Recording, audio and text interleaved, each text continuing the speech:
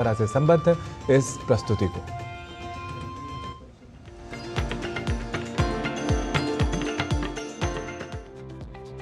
भारतीय संस्कृति में वृक्ष मानव के लिए स्वास्थ्य एवं पर्यावरण के प्रमुख घटक के रूप में माने जाते हैं।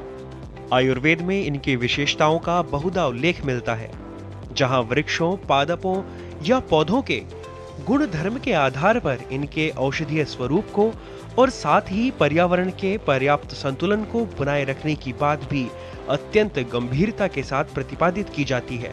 वनस्पतियों की यही गुणधर्मिता एवं उनकी सदुपयोगिता उन्हें देवत्व का स्थान प्रदान करती है। वृक्षों को देवता के समान मानकर उनकी उपासना, अभ्यर्थना की परंपराएं हमारी धरोहर रही हैं।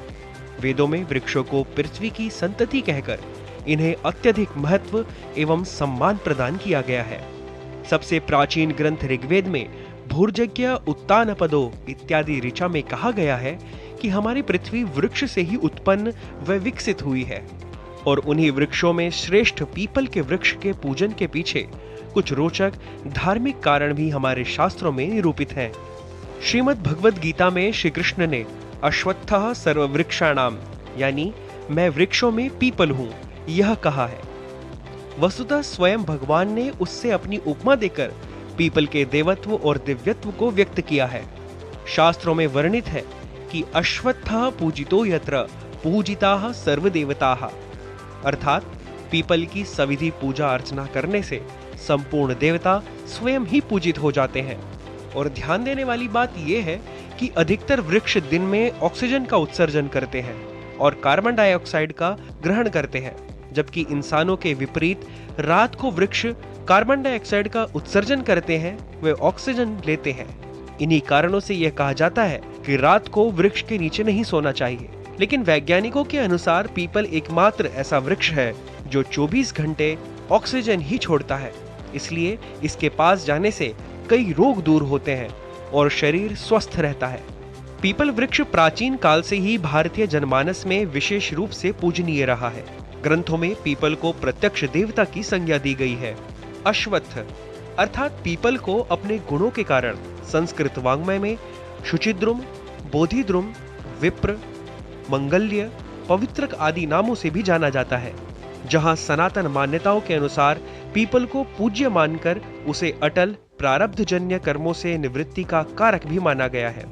वहीं लोक मान्यताओं के अनुसार इस वृक्ष को अखंड सुहाग से भी संबंधित कहा गया है। लोक परंपरा के अनुसार संतान की इच्छुक स्त्रियां इस वृक्ष की विशेष रूप से पूजा अभ्यर्थना किया करती हैं। मान्यता यह भी है कि पीपल की परिक्रमा करने से जन्म जन्मांतरों के पाप ताप मिट जाते हैं। निस्संदेह भारतीय संस्कृति और सभ्यता में वृक्षों का बहुत अधिक महत्व रहा है। ऋषि मुनियों, दार्शनिकों, संतों तथा मनस्वियों ने लोक मंगल की कामना के साथ इन वृक्षों के नीचे बैठकर चिंतन, मनन व निध्यासन किया। और तो और अरण्यों या वनों में ही हमारे विपुल वाङ्मय की, वेद वेदांगों की, आरण्यकों की, उपनिषदों आदि की रचनाएं हुई। भारतीय परंपरा में बौद्ध और जैन साहित्य में भी वन यात्राओं एवं वृक्ष महोत्सवों का सुंदर वर्णन मिलता है। बौद्ध और जैन परंपराओं में वृक्षों को सम्मान की दृष्टि दिखती ही है। आखिरकार बुद्ध को पीपल के नीचे ही बुद्धत्व की प्राप्ति हुई थी, तभी उसे बोधि वृक्ष कहा जाता है। वृक्षों और उस पर भी अश्वत्थ या पीपल के वृक्ष की महनीयता के ज्ञान के बाद अवश्य ही दशहृद समः पुत्रो दशपुत्र समोद्रुमः जैसी संस्कृत वाङ्मयस्थ सुप्रसिद्ध सूक्तियां अत्यंत सार्थक प्रतीत होती हैं। जनेंद्र सिंह की रिपोर्ट, डीडी न्यूज।